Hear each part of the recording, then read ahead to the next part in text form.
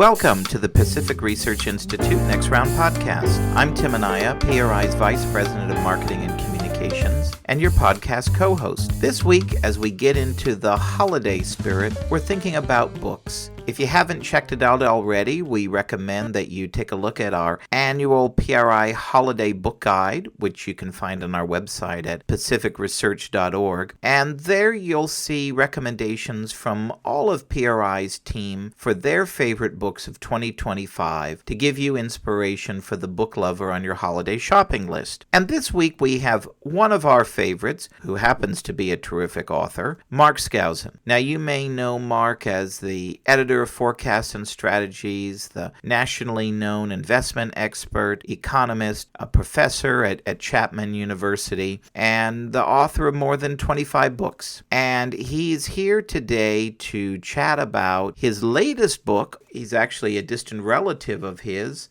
Benjamin Franklin. And he has a terrific book. It's called Benjamin Franklin, the Greatest American. And you can find it at your favorite online bookseller. And it's a really interesting, very user-friendly book that's a compilation of a lot of Mark's writings on Benjamin Franklin over the years. And we talk about, well, why after all these years is Benjamin Franklin the founding father that we probably focus the most on all these years later. And, we talk about his legacy as a scientist, as a businessman, an economist, as certainly a politician and a diplomat, and so much more. We also talk with Mark. He gives us a sneak preview of this summer's FreedomFest, the great, as he calls it, the world's largest gathering of free minds. It's going to be convening this summer in Las Vegas, and which I had the chance to speak at and attend this past summer, and it's a really great event for free market minds. So stay tuned. After the break, I hope you'll join us for our conversation with Mark Skousen. Thanks so much for listening. Join PRI February 19th, 2026 in Sacramento for our annual California Ideas in Action Conference. Every year, PRI brings together some of the top free market thinkers in the state and the country to talk about how market-based reforms can pave the way for more political balance in the state and address some of the state's nagging challenges. This year, we have some terrific speakers lined up, including one of California's top reformers, San Jose Mayor Matt Mann, as our keynote luncheon speaker. You'll also hear from chef and food entrepreneur and newly appointed Huntington Beach City Councilman Andrew Gruhl as our kickoff speaker. You'll also hear policy experts discuss how to address the state's ongoing insurance crisis, and you'll hear from some of California's top journalists and opinion writers about all things politics in 2026. So RSVP today at pacificresearch.org/events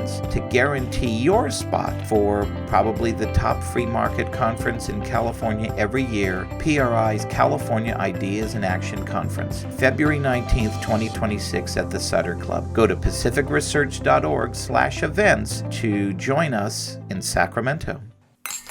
Mark, it's great to have you back on Next Round Podcast. It's a pleasure. I'm trying to think when the first time I was on your podcast, but I've done a lot of interviews, so it's hard to tell. I remember it was during March of 2020. We had you on to chat about, where's the economy going during the beginning days of COVID. Yeah, well, it was tanking initially, and then suddenly the government got their act together, and we had a bit of a recovery, which was nice to see. I hope we don't have to repeat that again. That's right. So this time we have a happier occasion because we're here to discuss your terrific new book on Benjamin Franklin, The Greatest American, which really is a great gift idea for the reader on your holiday shopping list. And you can get the book, our readers who are interested, you can get the book at your favorite online booksellers. So maybe as we start our discussion, I think a lot of our listeners may not realize your direct connection to Ben Franklin. So could you share your connection with our listeners and your interest in writing about him over the years and why you decided to write this latest book? Yeah, well, Tim, I've always been fascinated with Ben Franklin because there's a long-standing tradition that on my mother's side that we were direct descendants of Ben Franklin. So my mother was from the Pennsylvania area, and finally there was always this rumor, and my wife and I decided to go to Philadelphia and look at records, genealogy records, and see if we could trace exactly how we were related. Turns out I'm a sixth-generation direct descendant of Benjamin Franklin. I should mention it's through an illegitimate line. Ben Franklin had an illegitimate child, William, who also had an illegitimate child, who also had an illegitimate child. So there was a long-standing tradition that through the Franklin line, that we were related. And indeed, the grandson of Ben Franklin, Louis Bache, had two natural children from a maid or who knows who, and left out of the list of genealogy records. But it turns out they're in the will. And so that's how we found how we were related. And so I've always had a fascination with Franklin. And I think he's one of those people that we can relate to because he does embody the American dream, because he started off with nothing. He was born in a family in Boston among 10 children and didn't have very much education, but rose to the height of history in terms of the American Revolution. And of course, he's known as a great scientist, has multiple talents, but he's relatable. In other words, he's the type of person you could sit down and talk to and you could have a beer with. You may not be able to do the same with some of the other founding fathers who may be reticent to talk about it. But Franklin even admitted his relationship with low women, as he said, his errata in life. He actually describes it in his autobiography. So it's he was definitely approachable type of person and one that we could relate to. Yeah, along those lines, in the introduction to your book, you note that the many accolades bestowed upon Franklin from historians. He's noted as the first scientific American or the father of American capitalism. It's rare that a figure has that much influence still today. Tim and I were actually just joking that a lot of the times, your average college student won't have heard of, a politician from 10 years ago. But Ben Franklin is still very much influential and relevant today. So 250 years later, I mean, why do you think it is that we're still so fascinated with him? Well, Franklin's on the $100 bill, which makes him quite unique. I think it would flatter his vanity to know he's worth 100 times more than the founder of our country, George Washington. It was often said George Washington is first in war, first in peace, and first in the hearts of his countrymen. But I think Franklin would come in second, certainly as a very influential person who helped found our country. He certainly signed the Declaration of Independence. He signed the Constitution, and in between, he signed the treaty that established the United States as a separate country from Britain. So I think that he's the type of person that we could relate to. I failed to mention in the first question that Timothy asked how I got involved with this particular book, calling Franklin the greatest American, which, by the way, is what some historians have said, not just me. Obviously, I'm prejudiced, but the subtitle is very helpful, where we say he was the most versatile genius of our times, and I came up with 22 careers that he had. I wrote a column for 6 or 7 years, a monthly column for the Franklin Prosperity Report, which was published by Newsmax. And so that's why my book, The Greatest American, is not a biography. It's actually a column. It's a series of columns, updated, of course, brought up to date with a few extra chapters, that talks about how we can apply Franklin's life and his experience and his wisdom to today's issues, top issues of inflation, of business, of investing, of relationships, in politics, diplomacy, health, healthy living. And he lived to age 84 at a time when most people didn't live past 40. So I put these columns together in this book called The Greatest American with a few additional chapters. And interestingly, they accepted every column that I wrote except one. One was considered too salacious, too controversial to discuss. So what do you think the topic was? I don't know. That's a good question. I know, Yeah. but I read the book. Well, it's chapter 77, and it's the hard to govern passions of Ben Franklin. The topic of sex was apparently too controversial for the Newsmax conservative audience. I don't think they would have had a problem with it, but it is included in the chapter 77 in the book. So for people who want to see what was censored by Newsmax, check out my book, The Greatest American. So obviously, when you mention the 22 different careers that he had, we could probably do 22 different podcasts going into all of those. But I thought we'd talk about a few of his interesting ones here. And, naturally, you devote several sections of the book to his thoughts and work and in business and on capitalism and the economy. And of course, just watch TV commercials, right? And we associate Franklin with capitalism and investment, the great firms that are named in his honor, like Franklin Templeton. And I love the Franklin Covey reference. I remember my colleague had those big organizers that used to be in vogue back in the day. What do you think are one or two of the most important lessons that a budding entrepreneur, someone just starting out in business, can learn from the legacy and the life of a Ben Franklin? So I think organization is an important one. You mentioned the Stephen Covey organizers. This is a very standard.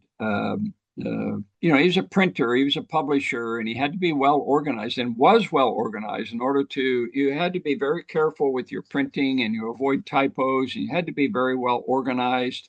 Franklin really preached that. And in fact, you see in his 13 virtues that he wanted to practice, a lot of it was industry and prudence and really working hard to be successful and thrift and that sort of thing. Those were some of the virtues that he really emphasized. Another one was that he put together this maxims, if you will, Poor Richard's Almanac, where he had all kinds of sayings and stuff like that to keep people successful in life. And one of them was called "The used key is always bright." And what he meant by that is you always have to, if you want to be successful in business and investing, you have to keep up on what's going on in the world. You can't just retire and just let things float by. You need to be on top of the latest technologies, what your competitors are doing. He started the Junto, of useful knowledge. He would gather together all the artisans in the area, and they would learn from each other and have your ear to the ground. I think that was really important. And last but not least, we were to describe one of the most important lessons in life, and that was how to handle debt and how to live within your means. He was always saying that there's much revenue in economy, and no revenue is sufficient without economy. And I think that's something that a lot of our congressmen and legislators could learn today, to live within their means. And the most successful businesses have been ones that have followed the Ben Franklin entrepreneurial strategies of being on top of what's going on in the world, live within your means, build up a retained earnings so that you have the money to withstand recessions. You've got to have money on cash on the side. And, Franklin said the three most important things in life is to have a faithful wife, an old dog, and ready money. We'll get back to Next Round in just a moment, but first, are you getting PRI's regular email updates? If not, go to pacificresearch.org and click the sign up button at the top of the page to get the facts you need to fight back delivered every week to your inbox. Every week, PRI sends you what you need to know about what's going on in Washington, D.C. and Sacramento, and gives you the free market ideas needed to save our state and our nation. By going to pacificresearch.org and clicking the sign up button, you can sign up to have Policy Alert, our weekly roundup of all the best ideas from PRI scholars delivered to your inbox. Or you can sign up for event updates so you're the first to know when PRI is coming to your community with great events. So sign up now at pacificresearch.org and click the sign up button at the top of the page to get PRI's content delivered to your inbox each week. Speaking of living within our means, as a lover of capitalism, freedom, and democracy, what do you think Ben Franklin would think of the rise of politicians like Zohran Mandani or AOC or Bernie Sanders and, those pushing for socialist policies and more government control of the economy in our lives? Well, one of the things that I did that Franklin wanted a descendant to do was to complete his autobiography. And it's the last 30 years of his life that's not included in the original autobiography that he wrote during the last part of his life. And he kind of ran out of time. And so there's nothing in the autobiography about the American Revolution, his civic duties in the legislator as with the Constitution, his ambassador to France and so forth. And so we completed his autobiography, my wife and I, and it was quite an arduous task. But when we were finished, we came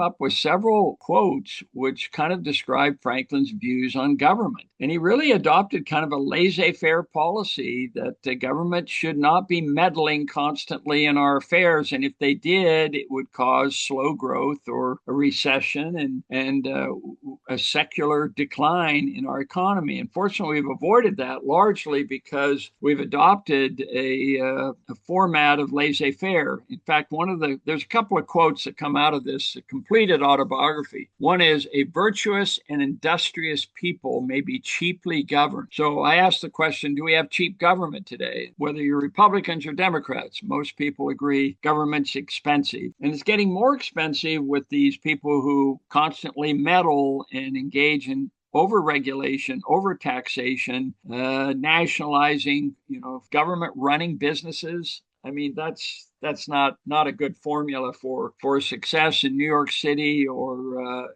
Washington. So I do think that is a good quote. The other quote is, "The system of America is commerce with all and war with none." He had lots of experience in war. War was debilitating. War was destructive. It killed a lot of people. It kept you from doing business and creating new products and so forth. So commerce is really what you want to encourage. And I fear that these socialist mayors and congressmen, to the extent that they want to overregulate and overtax, I suspect that you're not going to see the tremendous economic growth that we have as our potential.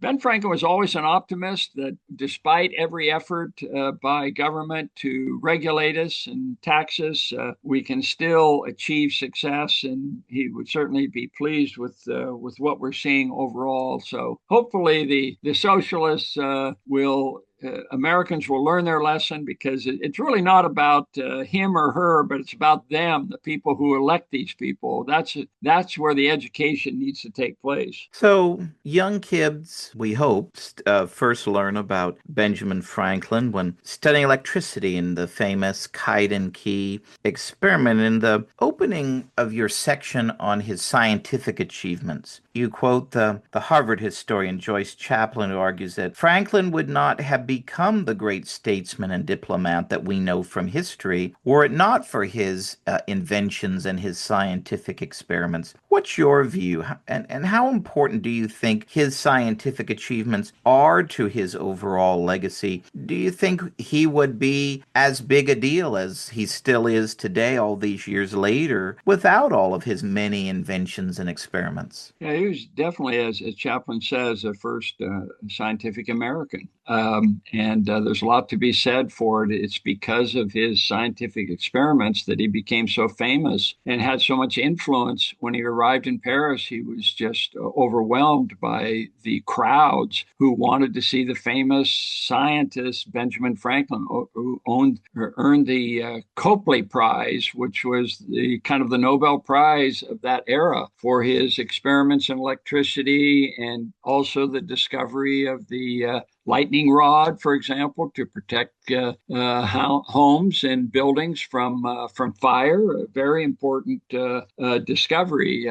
Bifocals, which I wear myself, another invention that he had. The Franklin stove. Definitely all very important. But I think Joyce Chaplin misses one of the big points, and that is that he wouldn't have become a scientist, a famous scientist, if he wasn't so successful in business. It was his first career as a printer and a publisher that he was so successful that he retired at the age of 42. And what did he do at 42? And this is important. He wasn't a businessman who just sat and counted his money and became a gentleman farmer, as many of the people did who were successful in business. No, he decided to engage in scientific experiments, and he's quite fascinated with the whole electricity thing. So he made great contributions. I saw a book called The 100 Most Influential Scientists, and he's one of them, among them, with his discoveries of electricity and some of the terminology, positive and negative, and the term battery and stuff like that, all came from Franklin. So one of the things that's interesting, though, so I guess there's 2 points. One is because of his scientific background, he was an extremely successful diplomat. And that was really, really important in convincing the French to come on and join the Americans in fighting the British. And the other thing is, all of his inventions from his scientific discoveries were useful inventions. Everything that he did was meant to be a practical use. And he refused to take out a patent. He could have taken out a patent on all of these things, the lightning rod and bifocals. And he said, this is for the benefit of the general public. And the only one I know who does this today is Elon Musk, who doesn't have very many patents on hardly any of the things he invents.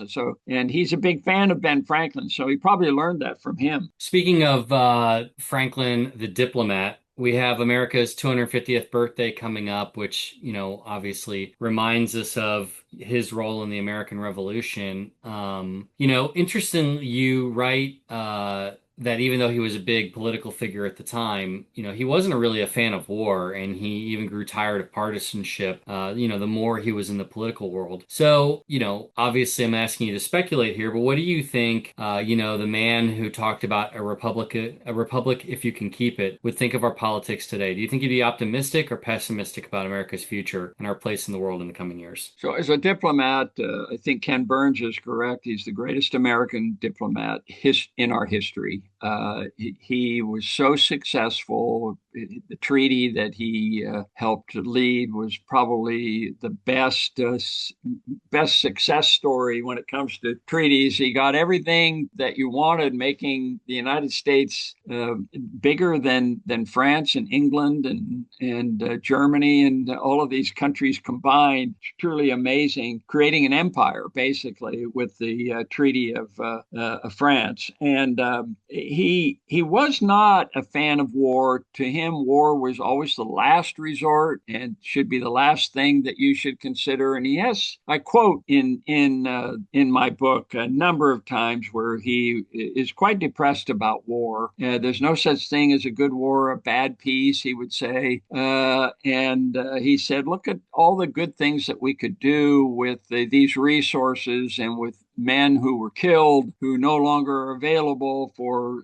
scientific discoveries and so on. It destroyed friendships. It destroyed his family. His relationship with his son, William, was a tragic affair that he never got over. In fact, I quote in the book, this is something that I find really interesting.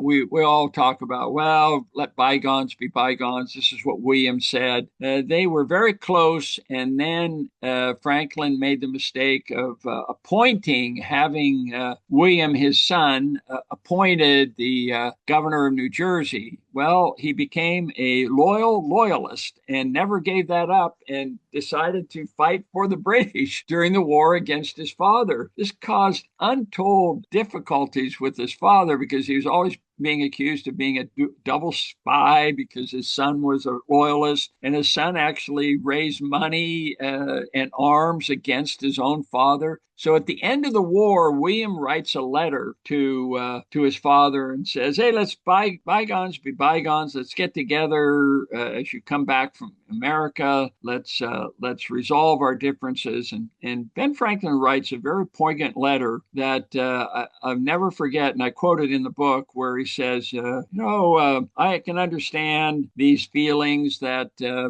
we should let bygones be bygones, but you took up arms against me, against my life, liberty, and property. And this was very disturbing that you would actually do something like this. Now, normally we all have differences in politics and stuff like that, but when it comes to relationships, personal relationships and family relationships are more important. And then he ends his letter, and you can feel the tension. He says, "This is a disagreeable subject. I drop it." So that's the issue. But I will actually, one other thing is worth pointing out here, and that is, as a diplomat, Franklin was 70 years old when he was sent over to France to be the diplomat to raise armies and arms and to get money, especially to raise money with the French to fight the British, and he was so successful. And they sent 4 or 5 other commissioners, including John Adams and the Lee brothers and Ralph Echard and all of these people, to make sure that Franklin was doing a good job. And it turned out that he was the only one who could raise any money against for the war. That none of the others, including John Adams, could do any money because they didn't like the French. They hated the French. Franklin was the only one who really liked the French. And so it was really thank goodness for Ben Franklin, because without the French, that war would have lasted another 10 years.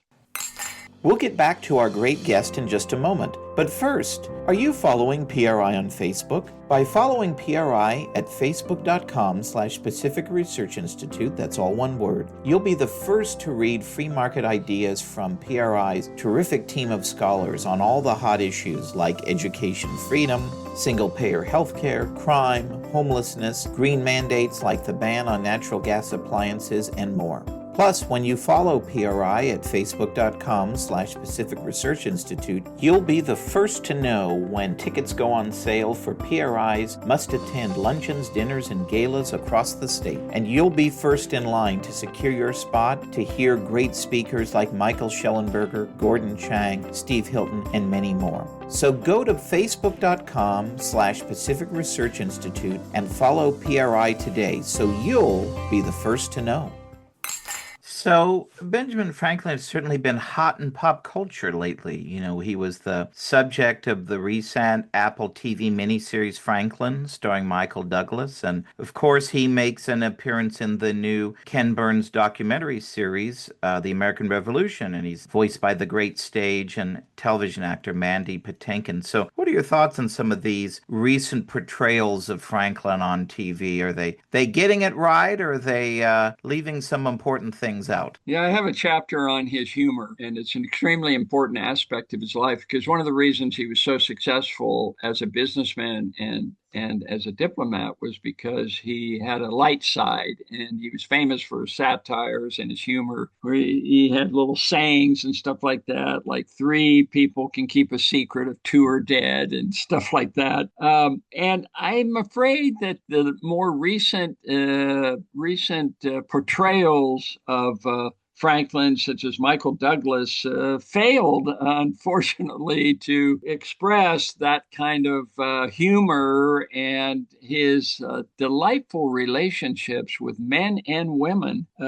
It's really unfortunate. Now, there's only one actor who, in my opinion, captured the essence of Franklin, and that's Howard Da Silva, the actor in the musical 1776. He did a perfect job, and everybody who follows him, who would like to imitate Franklin, need to watch that movie or that musical. And I saw him in person. I saw Howard Da Silva in person as well as in the film, and he captures the essence of Franklin. So for pop culture, I do think that too many of the imitators who are out there who are playing the role of Franklin need to remember that Franklin had a very jovial side to him that these other people just didn't get for whatever reason. On the back cover of your book, you ask the question, if you could interview just one founding father, who would it be? If you could speak with Franklin today, what would you ask him? What would be the most important things about the present, or about the future, or even about his past that you'd want to quiz him about? They once asked, they did a survey one time and said, which of the founding fathers would you like to sit down and have a beer with? And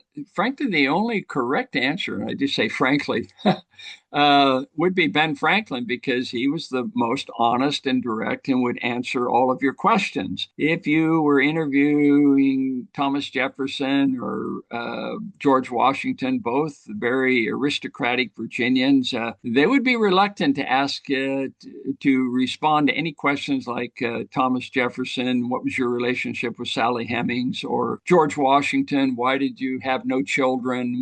Why didn't you release the slaves? And things like that. Franklin was happy to sit down with an artisan, with an average worker, as well as to sit in the room with kings and legislators and other diplomats. He was very comfortable because he had lived those kind of careers, 22 different careers. And so Franklin would be that type of person. But the question I would ask Franklin more than anything is, why were you so willing to change your mind so frequently? I mean, one of the things I discovered in studying Franklin, most of us, we don't change our minds very much when it comes to politics or religion or philosophy or how to deal with certain issues and stuff like that. Franklin was constantly changing his mind. He changed his mind about religion. He changed his mind about politics. He changed his mind about the war. He changed his mind about slavery. He changed his mind about women. I mean, I could go on and on about these different changes that he's made, which made a big difference. I'll give you one quick example. So he was always a skeptic about religion. He was not a churchgoer. He was considered a heretic by John and Abigail Adams, and he was a deist. He thought that God wound up the clock and just let it run, and God did not intervene in the affairs of men. Well, he changed his mind in the American Revolution. And in the American Revolution, he saw over and over again. He gave a talk at Constitutional Convention. He said, gentlemen, have we not witnessed time and time again that God intervened so that we would win this war of independence? The longer I live, the more I know that God governs in the affairs of men. Well, that's very different from a deist. He became an active theist in terms of God intervening so the Americans would win this war. And he had this wonderful epitaph that he would send around to his friends. And the epitaph is quite famous. There's lots of examples of it where he'd handwrite it and he'd hand it to friends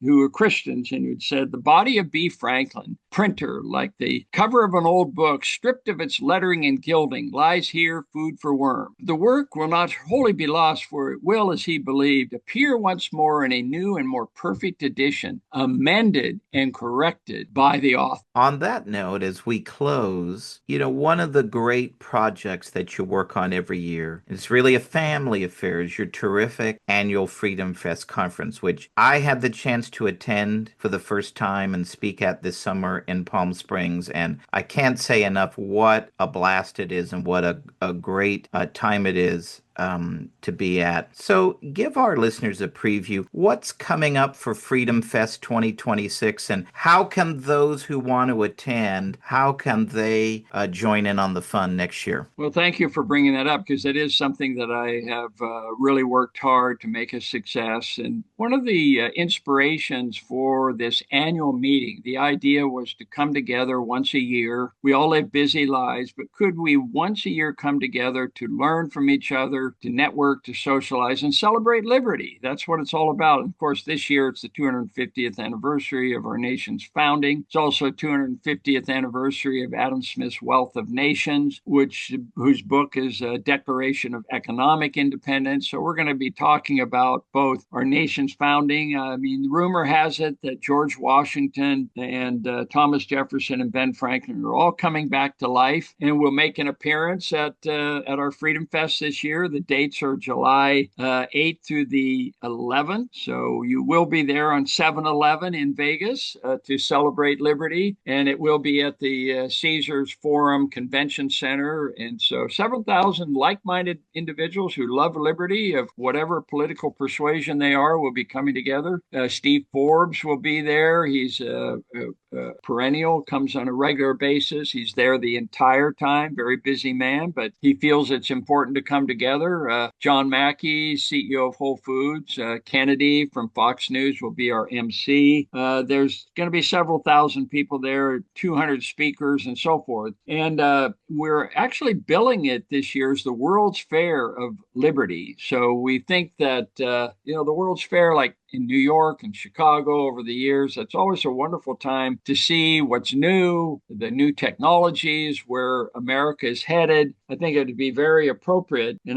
I'll end by just giving you a quote from Ben Franklin. We must all hang together or we shall surely hang separately. And my idea is that we all are kind of like a herd of cats as freedom lovers, and we need to come together and see how we can work together to make a big difference. So people go to freedomfest.com. It's an easy website. We have a newly designed website that I think will be exciting. And we're just now in having our big name speakers come. In the past, we've had William Shatner, we've had George Foreman, we've had Kevin O'Leary of Shark Tank, we had John Cleese, the British comedian, we've had Mike Rowe of Dirty Jobs. I mean, the list goes on and on. And I'm sure we'll have some very big names to announce soon. Well, take it from me, who was a first timer last year. You want to go and be in Las Vegas. It was more fun. Mark's a man of the people, so you'll get to see him walking around the whole time and maybe get to shake his hand, as is Steve Forbes, is a man of the people walking around.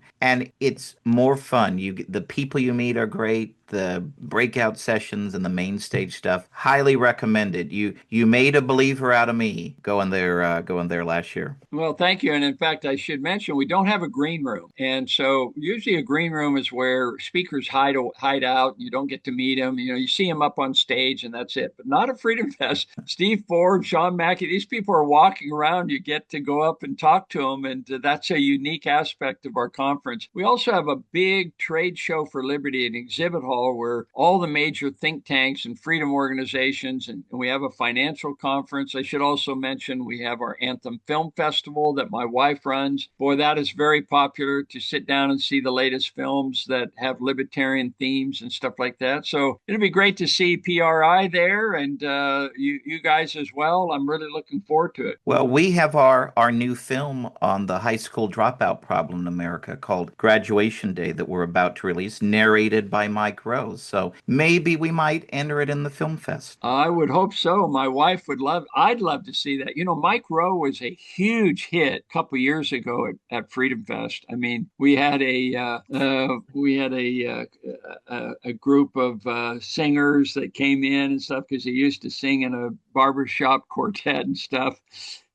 We had a most memorable event with him at our Freedom Fest. So I'm really looking forward to that. That sounds like a great film. That's the kind of film that we want, which are they address a problem and then how do you solve it? That's right. Well, Mark, thank you so much for coming on Next Round. We really enjoyed the conversation, talking about Ben Franklin. As we do with all of our guests, we have one final question. We call our podcast Next Round because of PRI's proximity to wine country and of our love of discussing politics and public policy while enjoying a great glass of California wine. So what wine, beer, cocktail, or other beverage are you enjoying these days to celebrate the holidays and the publication of your terrific new book? Well, that's a really fun question, because as you know, Ben Franklin was a big fan of what he called Madeira port. And this is apparently a very heavy wine. And but that's what he really enjoyed. And there's this old saying that's on everybody's t-shirts. I have a chapter on quotes that Franklin never said. And one is that God loved beer.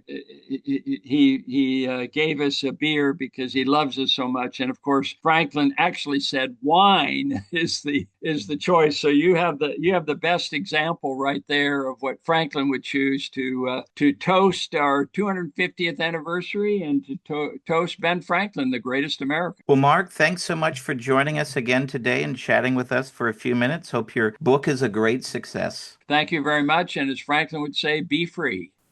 If you like this episode, please tell your friends and subscribe to PRI's podcast at iTunes, Google Play, Stitcher, TuneIn, iHeartRadio, and Spotify. And when you're on these platforms, don't forget to give us a big 5 stars. If you don't subscribe to any of these, you can still listen on PRI's YouTube page, youtube.com/Pacific Research 1. That's the number 1. Thanks for listening. I'm Rowena Ichon. Hope you'll come back again for Next Round with PRI.